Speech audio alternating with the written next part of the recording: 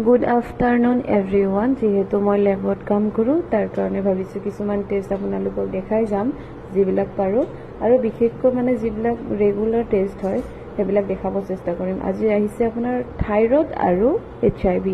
তো আমি ইয়াৰ কাৰণে প্ৰথমে চেম্পল কালেকশ্যন কৰি ল'ম। চেম্পলটো কালেকশ্যন কৰাৰ পিছত ধুনীয়াকৈ চেণ্ট্ৰিফিউজ কৰি দিম। চেণ্ট্ৰিফিউজ কৰাৰ পিছতে আমি থাইৰয়ডটো বহাই দিম। যিহেতু ইয়াতে সকলো ছেমি মেচিন হয়, এটা এটা চেম্পল এবাৰত বহাব পাৰে, তো অলপ কষ্ট হয়, বাট কষ্টটো কৰিবই লাগিব ন।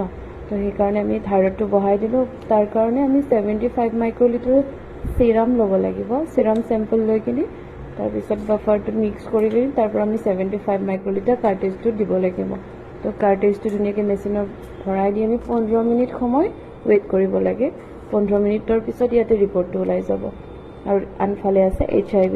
তো HIV টেষ্টটোৰ কাৰণে ফাৰ্ষ্ট আমি 2 ড্ৰপছ চিৰাম চেম্পল দিব লাগে। তাৰপিছত আমি 2 ড্ৰপছ বাফাৰ দিব লাগে। তাৰপিছত 15 মিনিট ইনকিউবেশ্যনৰ কাৰণে ৰাখি দিব লাগে, আৰু ইনকিউবেশ্যনৰ পিছতে ৰিপৰ্টটো পোৱা হয়। আৰু এনেকুৱা আমি ডেইলি টেষ্টখিনি কৰি থাকোঁ। ভিডিঅ'টো কেনেকুৱা লাগিলে প্লিজ জনাব কমেণ্ট কৰি।